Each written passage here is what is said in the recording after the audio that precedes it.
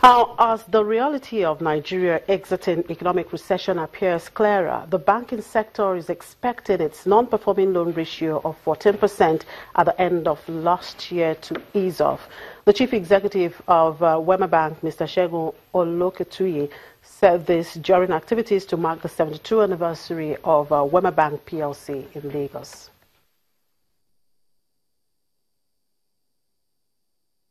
When the economy is not doing well, I mean, it's no surprise to anyone that NPL in the market, in the industry has gone up.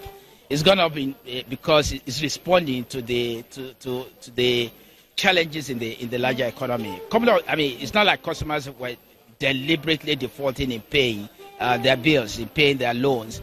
In some cases, they've taken on projects. The projects are not getting funding. They have counterparties that they have worked for. Counterparties are not doing well. They are not able to pay them, so they are not paying their loans and all of that.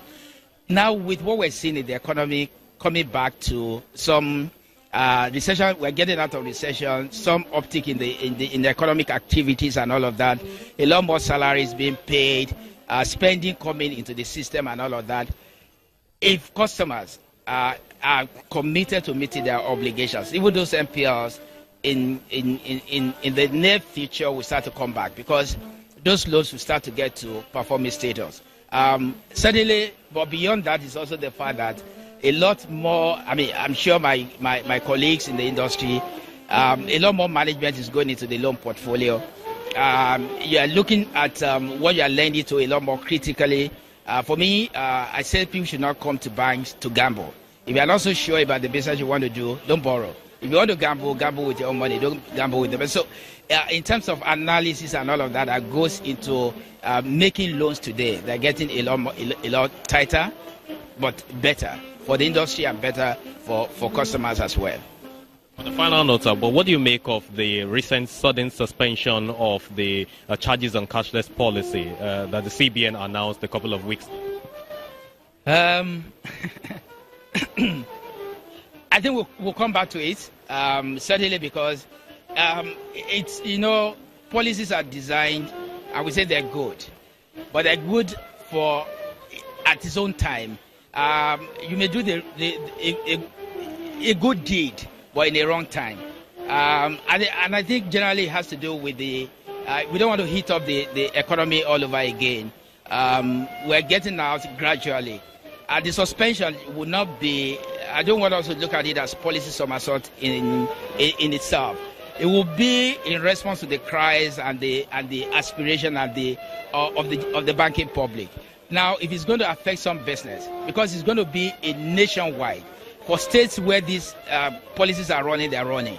But it was to bring all states under the umbrella of the policy. Now, challenges in some part of the country, are we really ready? And I think it's in response to feedback from the banking public that was rolled back. But certainly it's the right policy. And it's time for a nationwide rollout will certainly come. And because customers are going to start to see the benefit of a cashless. A cashless doesn't mean there's no cash, but less of cash. That's what we mean by cashless, not completely wiping out cash. And what does it do? A number of customers who collect cash, they're faced with a lot, pilferage, stealing by their staff, outright loss, robbery, and all of that.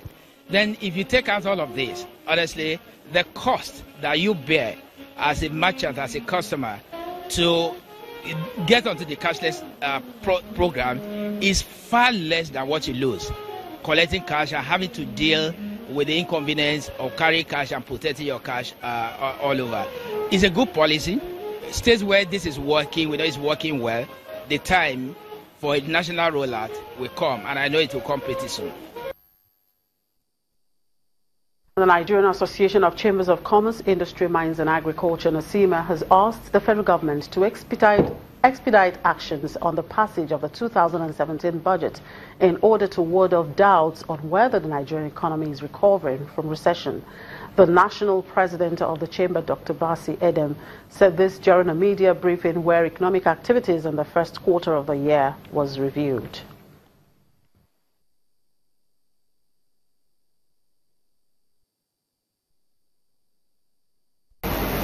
We applaud the efforts of the federal government in ensuring that the country is on its way out of the economic recession that the country drifted into in the later part of 2016.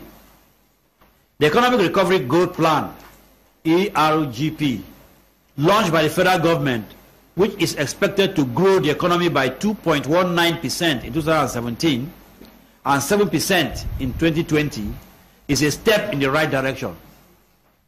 However, the bane of such a plan is usually the implementation. That is why we wish to start this overview of the trending economic situation in the country by counseling that the federal government should ensure that the timeline for each milestone on the ERGP is strictly adhered to, so that the plan as conceived will promote the needed diversification and resource-based industrialization plan of government. Having been part of the process of developing the economic plan, it becomes imperative that the private sector be carried along in its implementation. However, we suggest and also counsel that government should work with the organized private sector in the different areas of implementation to enable the country have a full and all-inclusive depth in its recovery plan and a clear path for implementation. And how can Nigeria's growth be driven by the tourism sector? That will form our conversation when we come back shortly.